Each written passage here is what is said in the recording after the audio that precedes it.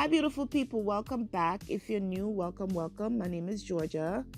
So, we are going to do a quick review of Belle Collective Season 5, Episode 6, titled 99 Problems But a Brunch Ain't One. 99 problems but a brunch ain't one. Hey, 99 problems but a brunch ain't one. Hey, 99 but a brunch ain't one. So, we start off this episode with everybody meeting up in the parking lot because they are going to New Orleans and they are going for another one of Letitia's famous brunches. They meet up in the parking lot. They have the bus come. Everybody was on. All the couples are on the bus except Marie and Tambra. And we found out later that she invited Selena. So we have Glenn asking, where's Marie? And Tisha was like, well, the bus ride is only for couples, so Marie is going to meet us later on. And then Glenn talking about maybe she'll bring the rose. Like, come on, Glenn. And then poor Cliffy don't even know what's happening. He's like, what are you talking about? What's the rose? And they had to explain to him what the rose was. And I'm sure you're an adult. You know what the rose is. You've heard of it. So, they had a little good kiki with that. Then we had Tisha talking about, the fact that Glenn sent Cliff to come talk to her about, his new ventures and stuff like that. And Tisha asked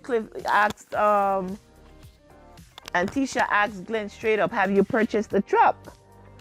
And he's sitting there like, and he really didn't answer her. But then we have Latrice jump in and like, wait a minute, what you talking about? My husband came to you, talk to you about your husband and his business ventures. And Tisha was like, yeah, you didn't know? Latrice was like, nope, I didn't know that. How you gonna do that? All right. They get to one stop. They figured they're gonna do a quick stop before they head to their final destination. So they stopped at a slave plantation. We have the ladies show them around, It's now a historical site, so it was good to know. We have Akeisha saying how she likes history, so she didn't mind stopping there, but they were a little bit uncomfortable at first. But after the guide took them around, showed them the place and gave them a history, everybody felt a little bit more comfortable. And of course, it would feel a way. We're black people, they're black people, that's doing this, and this is a slave plantation. So they would feel a little bit uncomfortable. So they did all that. Then they got back on the bus and head to their final destination. Somebody made the comment, why it took us 9 hours to get here when it's a 2-hour ride? I think that was Latrice. They have their refreshments. They have a line band playing. That's what they call it, right?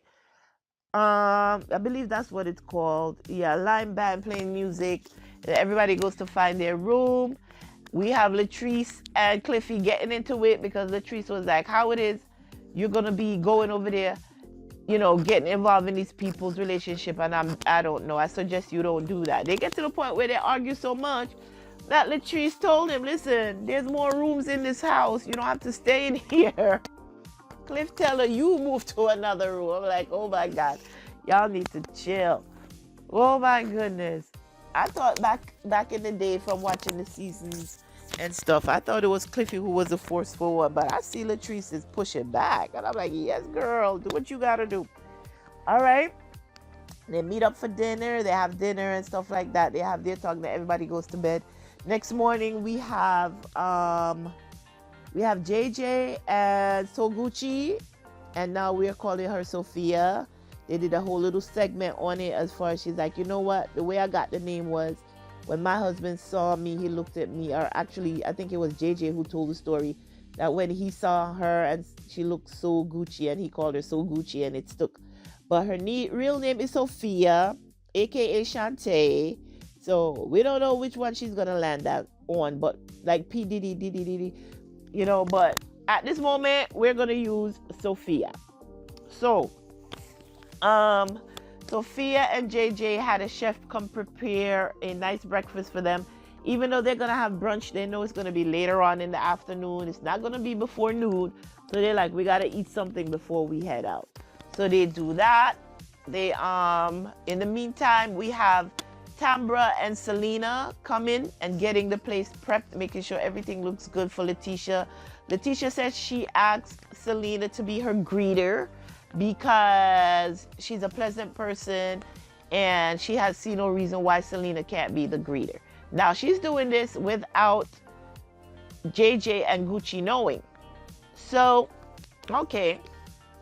They finish their breakfast, they get on the bus. So we flip in between the brunch location and the bus. They get there now. We see Marie come in. She drove herself. She's like, it's just a hop and a skip and a jump. 2 hours away. So she came to New Orleans from Jackson, Mississippi for the brunch. She gets there. Selena greets everybody coming in. And then when JJ and Sophia see Selena, they were like taken aback. Like, whoa, we didn't know she was going to be here. Okay, so they were like, all right, she's here. No big deal. We could get through this. They go in, they sit down. They put the women at one table and the husbands at another. And then Selena sits down at the table with Soguchi, with Sophia. Soguchi, aka Soguchi. And Soguchi gets up and she goes to JJ and like, what do you want to do? And JJ was like, I'm out of here. Let's go.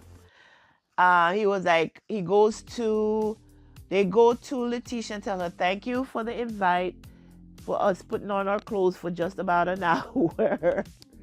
Then they get back in a minivan and they head back to the Airbnb. The rest of the people go on with the event. We have Akeisha saying that, what is Letitia doing? Because doesn't she know what's going on between these people, that they can't be within a certain distance of each other? But Letitia is not seeming not to understand it. So she keeps inviting Selena to places. Selena to places where she's going to run into Soguchi. And JJ is not having it. So I don't know if they're trying to push this couple off the show or what. But it seems like the fans are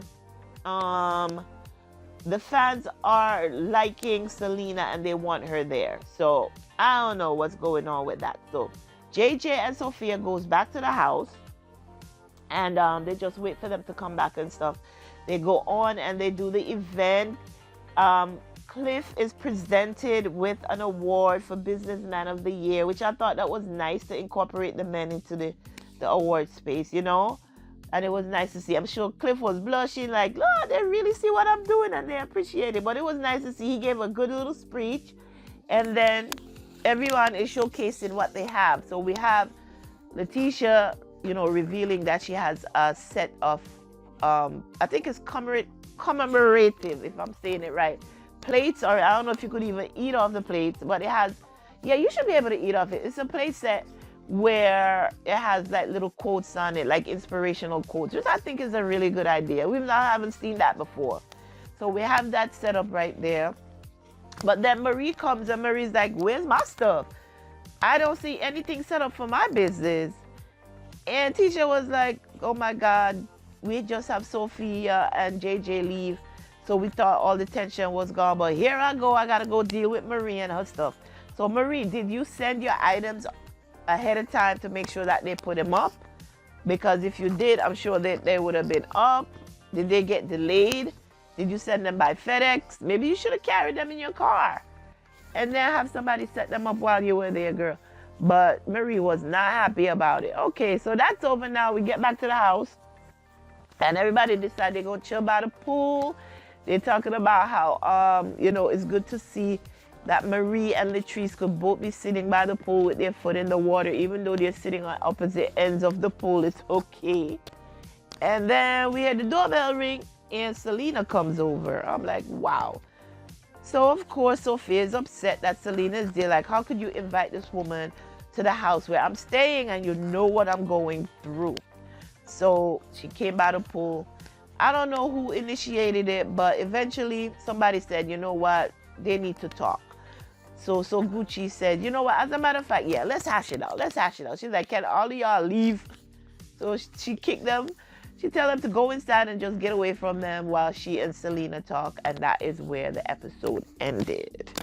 So the whole episode was wrapped around or centered around the brunch and trying to get so Gucci and Selena to talk. I don't know if JJ realized that Selena was outside by the pool and how he feels about it, because at this point, you know, it's JJ who's not budging.